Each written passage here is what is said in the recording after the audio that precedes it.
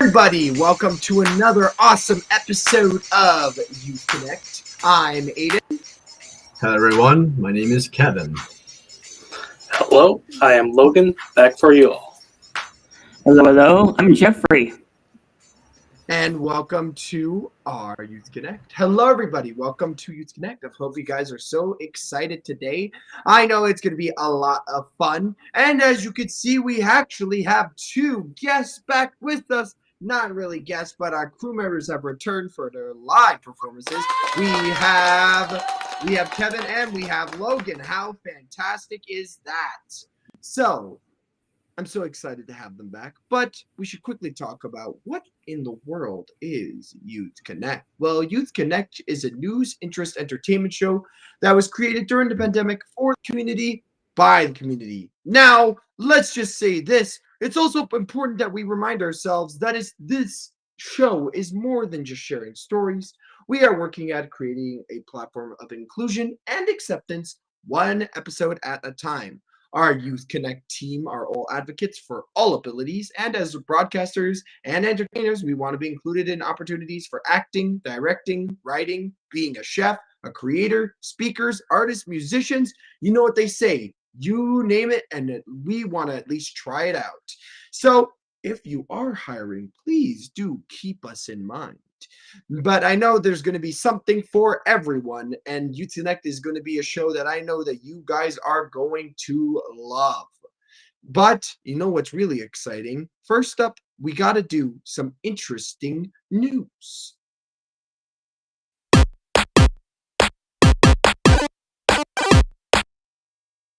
So the reason why I said interesting news instead of regular gaming news is because I really wanted to focus on neurodiversity. Because if you guys know, Neurodiversity Week is actually happening right now, this very moment. And I thought I could bring up two awesome things that really celebrate that neurodiversity standpoint.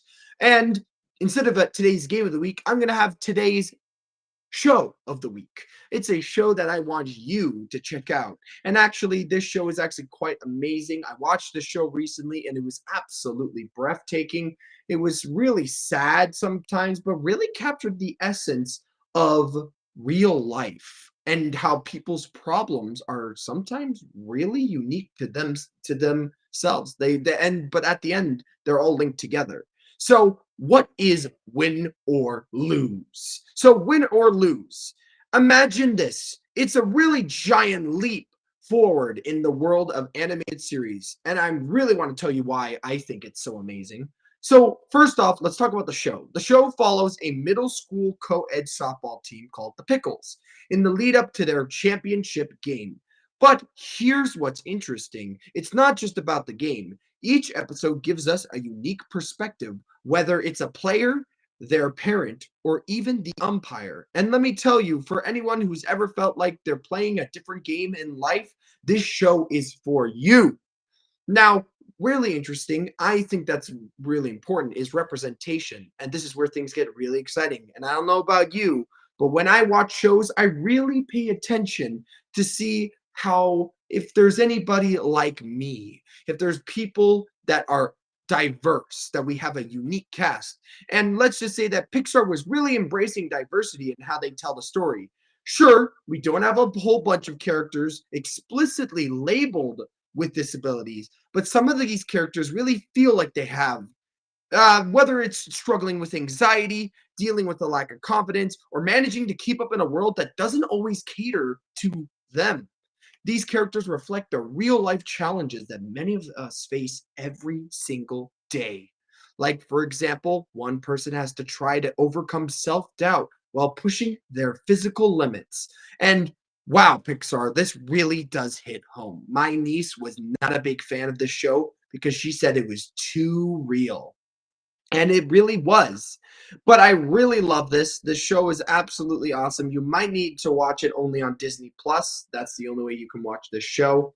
But you get to see people in wheelchairs, people with crutches. You got people of all different neurodiverse brains and all different types of people. And it's amazing to see that. You know what? It's always fantastic. I love making sure that when I watch a show, got to make sure that everybody is included. So, if you want to watch a show that really is going to make you cry, trust me, this show will make you cry. I recommend watching Win or Lose. Really good show. And there's 8 episodes, I think. I think there's 8 episodes. And I hope that you guys enjoyed that first neurodiversity news. You'll be ready because I have a second one for you coming right around the corner. But next up is Kevin. And Kevin's going to be sharing with some all important news, sports, and weather, but really important, that interesting fact that's going to be shared. Whatever could it be?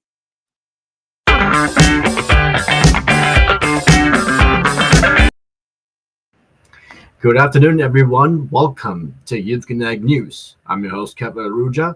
So let's get right into the headlines. Ontario colleges, universities, and business calls for more post-secondary funding. The Hot Docs named former TIFF programmer Diana Sanchez as the new executive director. Canada must be first in line for exemptions where more tariffs go into effect on April 2nd. And Canada's Leila Fernandez advances to third round at Miami Open. 3 major organizations representing Ontario's colleges, universities, and business community are urging the province to boost investments in the post-secondary sector, saying the economic threat from the United States underscores the need.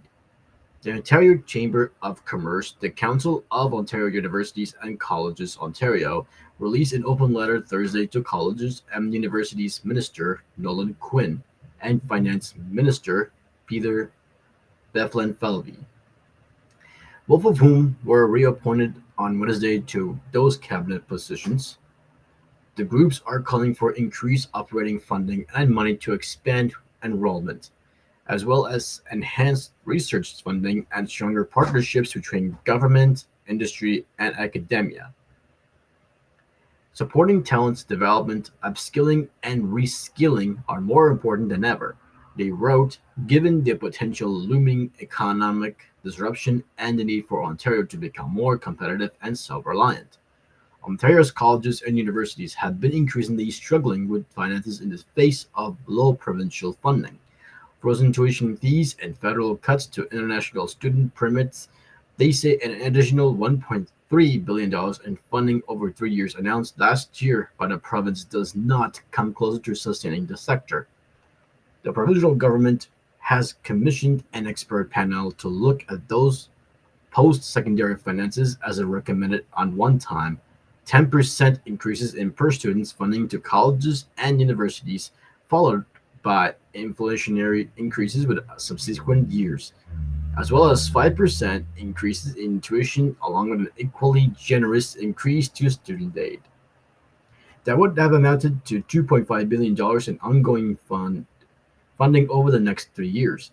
The expert panel and Ontario's Auditor General have both said that low levels of provincial funding over several years, combined with the 2019 tuition fee cuts and freeze, are a large part of the reasons institutions had turned increasingly to international student tuition fees, which are much higher than what domestic students pay to stay afloat.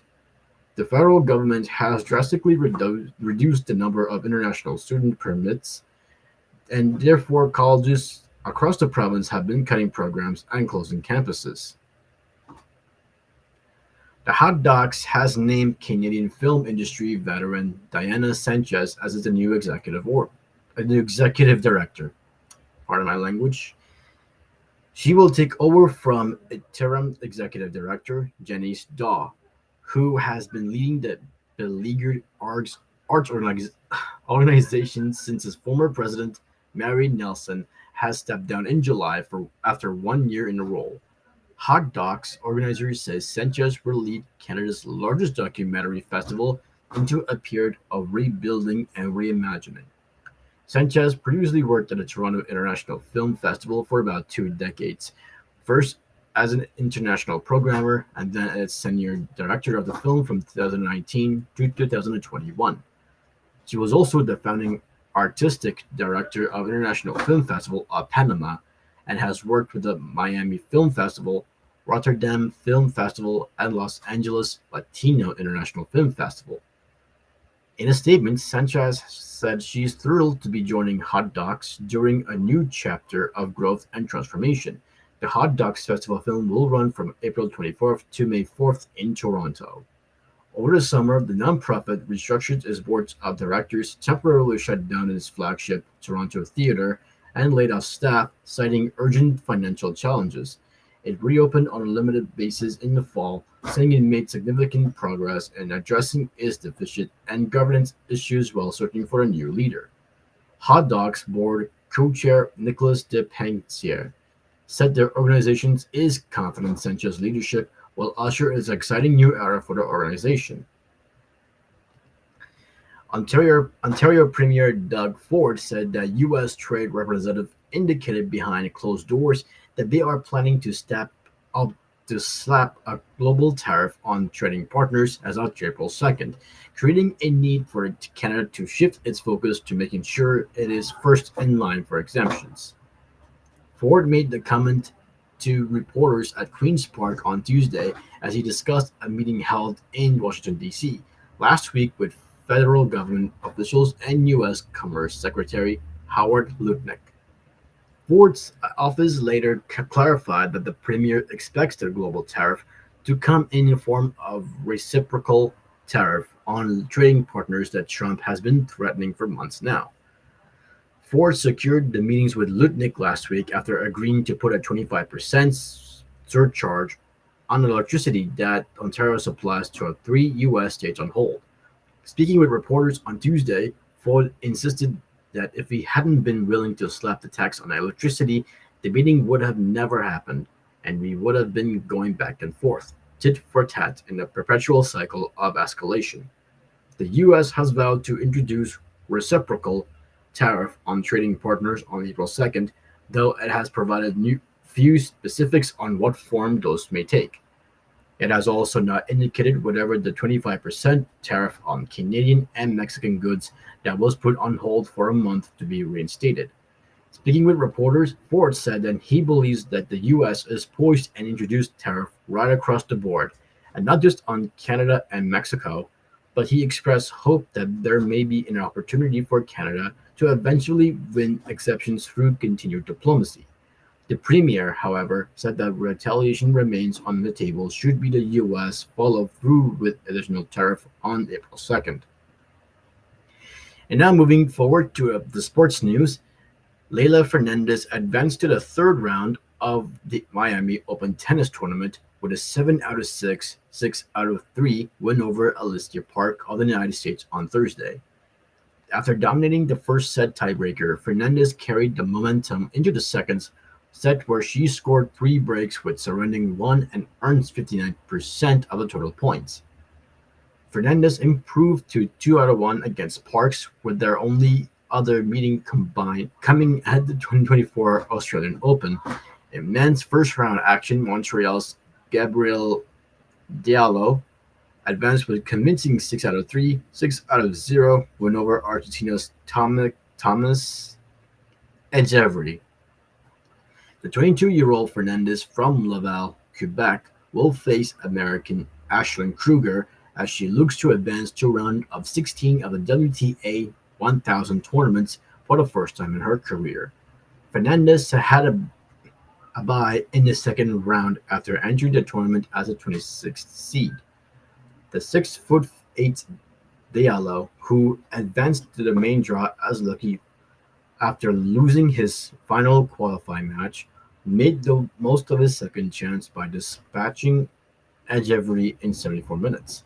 The 23-year-old overcame 27 unforced errors by firing 6 aces and converting 5 of 8 break points. Next up for Diallo is a rematch with the 7th seed of Arthur Fils of France, who defeated the Canadian in the second round of Indian Wells earlier this month. Diallo is 1-1 against Fils after beating the Frenchman in the second round of the 2024 U.S. Open. In today's weather forecast, we've got mainly sunny this afternoon. The temperature is now 6 degrees. And tomorrow we will get a mix of sun and clouds. The temperature will be 3 degrees. And now moving forward for the interesting fact, we are going to talk about spring equinox. Yes, spring equinox. But what is spring equinox? Equinox is Latin, with equi meaning equal and nox meaning night. My apologies. The March equinox is one of 2 days each year when every location on the planet experiences equal amounts of sunlight. So 12 hours of day and 12 hours of night. It marks the moment when the sun is directly above the equator at midday. March's equinox is called the spring equinox in the northern hemisphere because it signals the point an Earth orbits when its region of the planet begins getting more hours of sunlight and darkness, so it begins to warm up in the southern hemisphere. The March equinox has the opposite effect, as the region begins to tilt away from the sun, marking the end of summer and the start of fall, or autumn as I prefer. So I have six interesting facts about spring equinox. How was the first day of spring determined? The first day of spring, or the vernal equinox, is determined by where the Earth is in its orbit around the Sun. On this day, the Earth's axis is not tilted towards or away from the Sun, causing roughly an equal amount of sunlight and dark hours at all latitudes. The second fact is, how was the vernal equinox celebrated? The start of spring is celebrated at a variety of ways around the world. In Japan, the vernal equinox, or Sanban no Hi, it's a public holiday to show appreciation for nature and welcomes the start of cherry blossom season. The country also recognized a 7 day period around the equinox called Higan, during which peoples pay respects to their ancestors, the Ministry of Foreign Affairs of Japan says on its website. The third fact is, can they really balance an egg on the vernal equinox? The myth that you or they can balance an egg on the vernal equinox is not rooted in science. According to the Astronomical Society of the Pacific, the equinox has nothing to do with getting an egg to stand on its own. The good news is you or they can balance an egg any time of the year. The fourth fact is, what is the difference between an equinox and a solstice? The equinoxes occur when the sun is right above the equator, making day and night equally long. The solstices occur on the longest and shortest days of the year, respectively. In the northern hemisphere, the summer solstice is where the North Pole tilts towards the sun, and the winter solstice is when the South Pole tilts towards the sun. The fifth fact is, when does summer begin in 2025? The summer solstice begins on Friday, June 20th, 2025, in the northern hemisphere. This will be the longest day of the year thanks to the Earth's tilt. The first day of spring 20 The last fact is, the first day of spring 2025 is March 20th. Yes, that I said yesterday. The northern hemisphere is welcoming spring 2025 on March 20th, also known as the vernal equinox. The jump into the spring has come with celebrations and traditions of rebirth around the world for centuries. We already come to the end of my segment to know the next week's news, weather, and your favorite interesting fact. This is Kevin Aruja, and it's back to you, Aiden. Thank you so much, Kevin. You know what? I will say that spring equinox is quite scary because you know what happens when spring's right around the corner? Spring fever is coming soon. And honestly, I am not the biggest fan of spring fever. It is definitely a little bit more on the scary side, but ugh, very scary. And also, when spring comes around, that's when the allergies start. And when allergies start, oh, I'm gonna sneeze. It's gonna be runny noses, runny eyes, and a whole lot of sneezing. Thank you so much, though. I actually think that the spring equinox is actually quite awesome because, I mean, technically, it's all about, oh, how do I explain it? The planet's moving.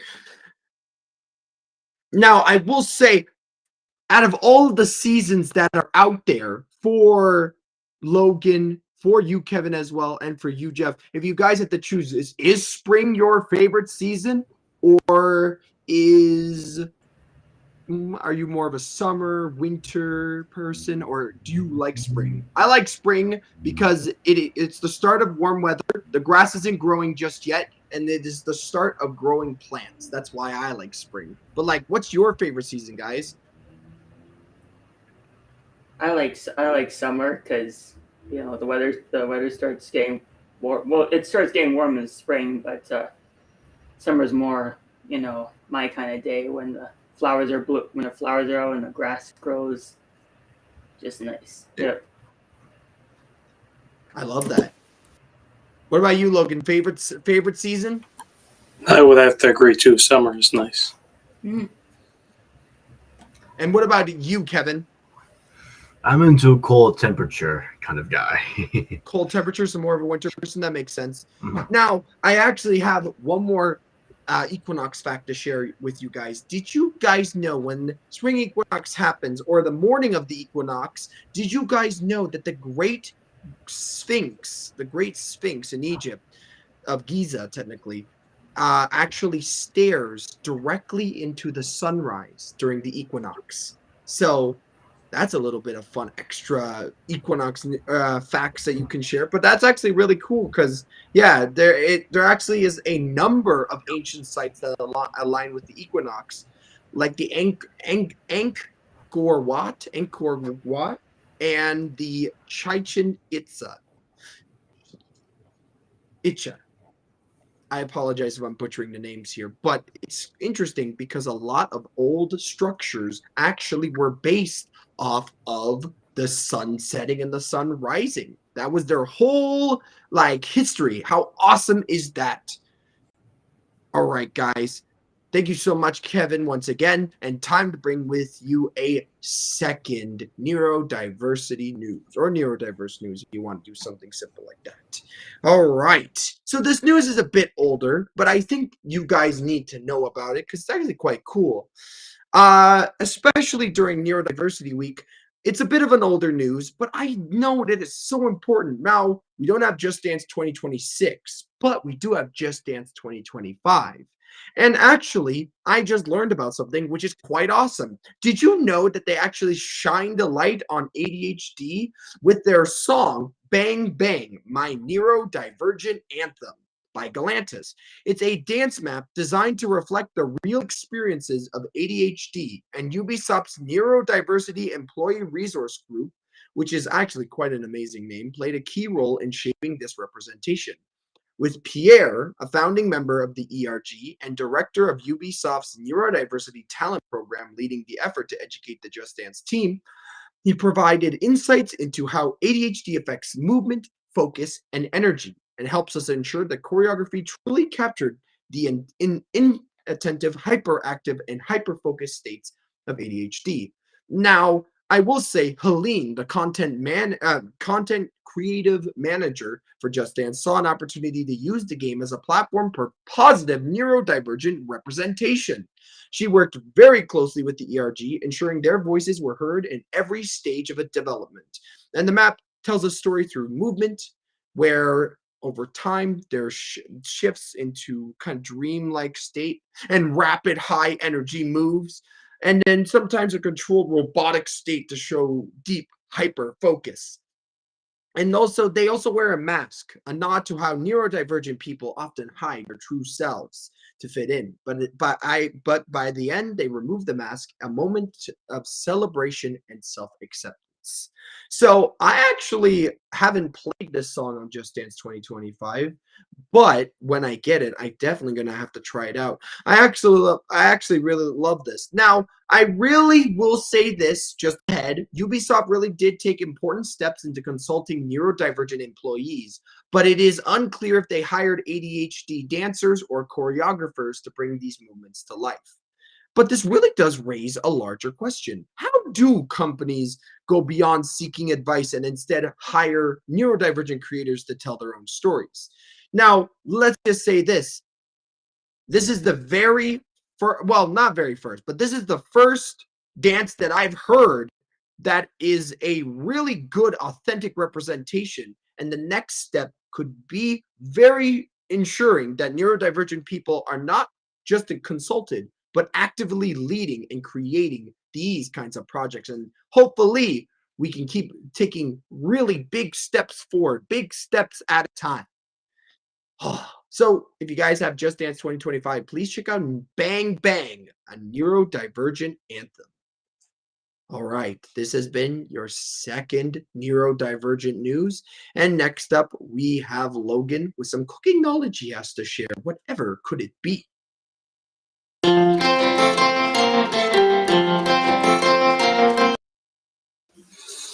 Hello, Youth Connect. It's me, Logan, back after about, I'd say, 7 months without.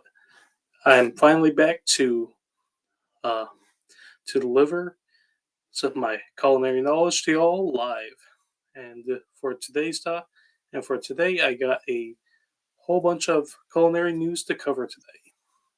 Running down our list of topics: the premiere of a new Top Chef season, a maple syrup celebration, Michelin adding 7 new Los Angeles restaurants to their guide, and the city rated Best Food City of 2025. Let's tackle these one at a time. Starting off, Top Chef has recently returned for their 22nd season set in Canada, featuring 15 new contestants from renowned kitchens all across North America. This season will offer the largest grand prize package in the show's history. This includes headlining a dinner at the New York James Beard House, presenting at the James Beard Awards, as well as a $250,000 cash prize. The judges, consisting of Gail Simmons, Christian Kish, and Tom Colascido, highlight Canada's diverse regional cuisine and offer a ton of scenic backdrops from cities such as Toronto, Montreal, and Prince Edward Island. A significant new rule aims to challenge chefs to avoid doing overdone concepts, especially in the Restaurant Wars Challenge, requiring our contestants to think more creatively and improve their team communication.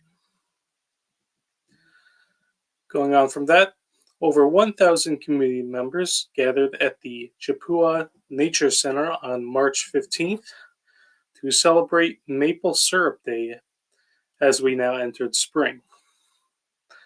This event features activities such as demonstrations of maple syrup production, as well as a bunch of interesting treats like maple cotton candy, and of course, a full pancake breakfast with tons of maple syrup. According to Gene Kurtz, the director of the programs at the center, the event aims to bring people together after a long winter to play, explore, and connect through the celebration of maple syrup. Now, on March 12th, Michelin has announced the addition of 7 new restaurants located in Los Angeles into their California guide, all of them receiving the new and recommended status.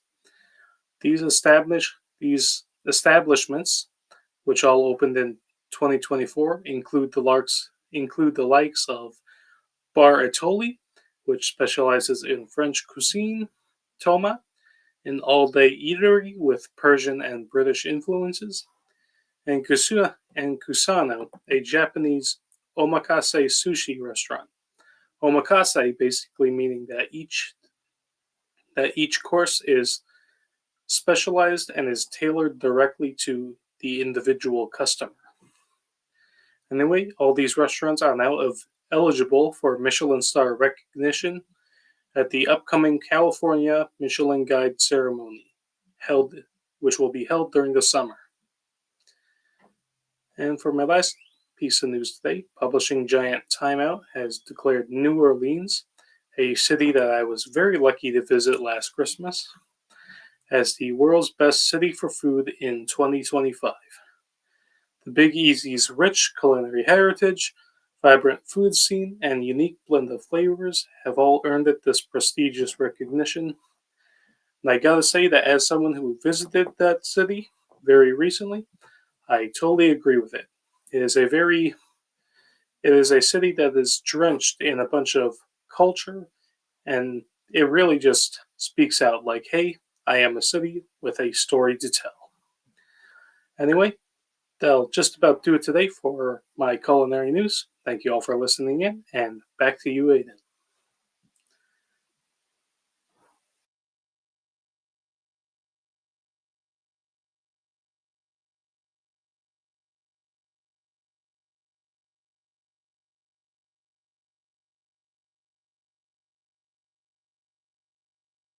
Little bit of technical difficulty there, guys. I apologize.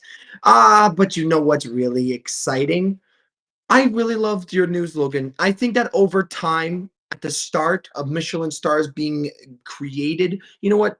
It was only meant for like just a few restaurants. But I am absolutely loving that over time, there are restaurants that are getting those Michelin stars now, and there's much more getting that opportunity to achieve one of those stars, because honestly it allows people to learn about the restaurant, learn about the menus that they create, and try the food out, and it allows them to expand their business. So hopefully when you get your own restaurant, Logan, I hope that you get your Michelin stars for yours. I know that you are.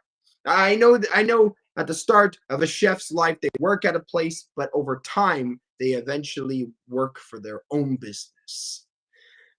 Now, thank you so much, Logan. I really appreciate it. And I'm going to be bringing you guys some news that is going to be awesome. Now, I have with you some community news. So I hope you guys are excited for this. So, if you guys know, this week has been busy, busy, busy, and full of joy. There have been amazing instructors that joined us actually for March break, leading everything from delicious baking sessions to calming relaxation, fun games, and fascinating classes. The crew was really engaged, inspired, and definitely well fed. But what's really interesting is for Neurodiversity Week, every member of the Superability crew has been diving into their own personal projects. Our artists, creators, and speakers have been shining bright and really have been getting their voices shared, celebrating differences, and showing youth and adults alike how to connect, belonging, and be proud of who you are. I know I have been sharing that importance of neurodiversity, going to many schools and teaching many different types of wonderful art sessions with such amazing people. I got to see such amazing, talented young artists. It really inspired me so much. And if you guys know, coming up, we have our community musical extravaganza. Join us this Sunday for a music-filled celebration where we'll be starting off with our ukulele players, followed by the heart-thumping rhythm of our percussion drum circle, or djembe circle, of all abilities, all rhythms, all welcome. Honestly, bring your instrument and just bring your joy. Now remember, ukuleles for ukulele group and drums for the drumming group. Anyways, this has been your community news. I really hope that there's something interesting happening next time for the next 2 weeks, but I think that we're going to be pretty busy as a community and might not have anything to share. Anyways, I will still be able to share with you some important events, so do stay tuned for that important community news. Anyways, though, next up, we have the final cherry on top of our Youth Connect. Next up, we have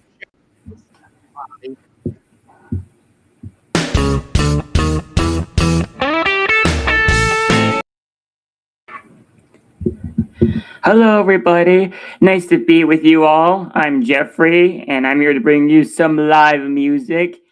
And I'm going to be playing one of my original songs. It's about two animals, a fish named Jerry and a snake named Cora. Now, you may think, what? Fish named Jerry and a snake named Cora? What the heck? Well, you're gonna have to find out what that they are. Here we are.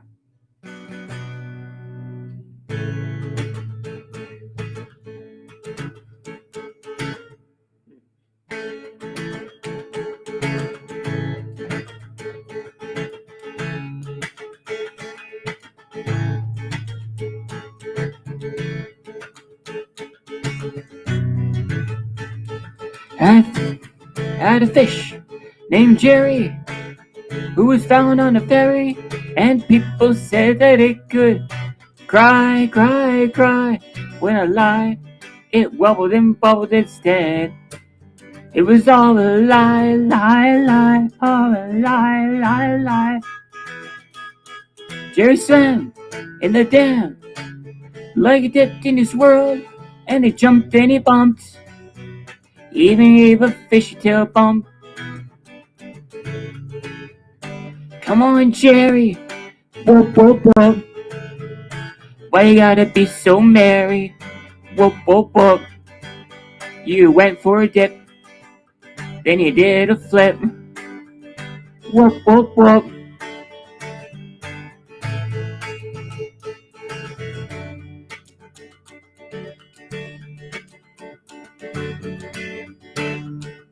Now here comes the snake. I had a snake named Cora. Mom lived in a boa with skin so smooth and shiny, legs so teeny tiny. Go, go, go. No, no, no. Jerry's. When I cried, she slid. No, no, no. Why you gotta be like that, Cora? I thought you could waka, waka, waka, waka. Come on, Cora. Whoop, whoop, whoop. Why you gotta be so Bora?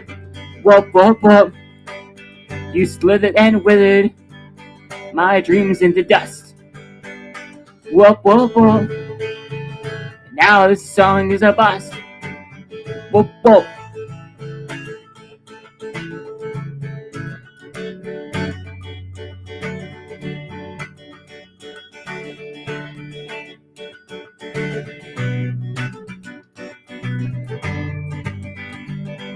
Here it comes again. I had a fish named Jerry who was found on a ferry, and people said that it could fly, fly, fly. When I tried, it wobbled and bubbled instead. It was all a lie, lie, lie. Jerry swam in the dam like a dip in his world, and he jumped and he bumped, even gave a fishy tail bump. Come on, Jerry, whoop, whoop, whoop. Why you gotta be so merry? Whoop, whoop, whoop. You went for a dip, and you did a flip. Whoop, whoop, whoop.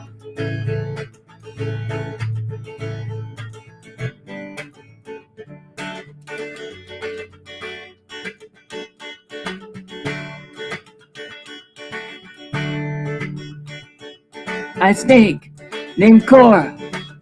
Mom lived in a boa with skin so smooth and shiny, legs teeny tiny.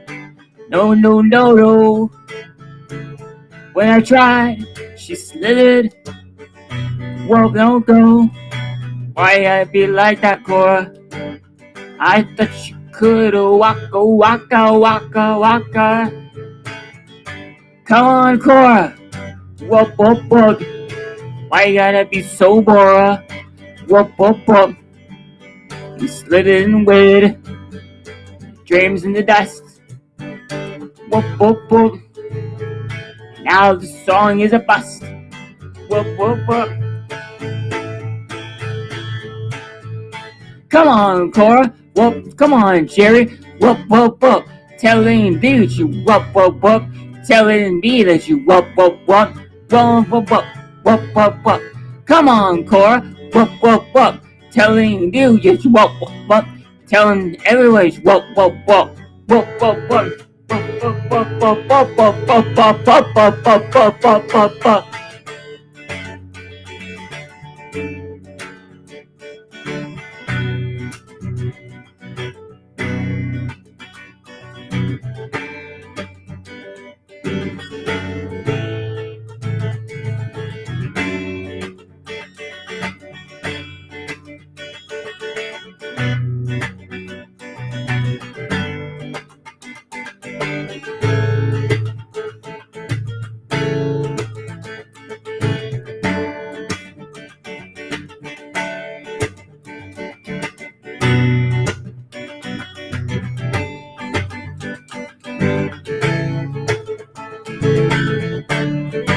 Come on, Jerry. Whoop, whoop, whoop. Why you gotta be so merry? Whoop, whoop, whoop. You went for a dip, then you did a flip. Whoop, whoop, whoop. Come on, Cora. Whoop, whoop, whoop. Why you gotta be like that, Cora? Whoop, whoop, whoop. You slithered and withered, dreams into dust. Whoop, whoop, whoop. Now the song is a bust. Whoop, whoop, whoop. Come on, Cora. Whoop, whoop, whoop. Why I be like that, Cora? Whoop, whoop, whoop. Splitted and withered, dreams into dust. Whoop, whoop, whoop. And now this song is a bust. Whoop, whoop, whoop. You slithered and withered, my dreams into dust. Whoop, whoop, whoop. And now this song is a bust. Whoop, whoop, whoop. And now this song is a bust. Whoop, whoop, whoop.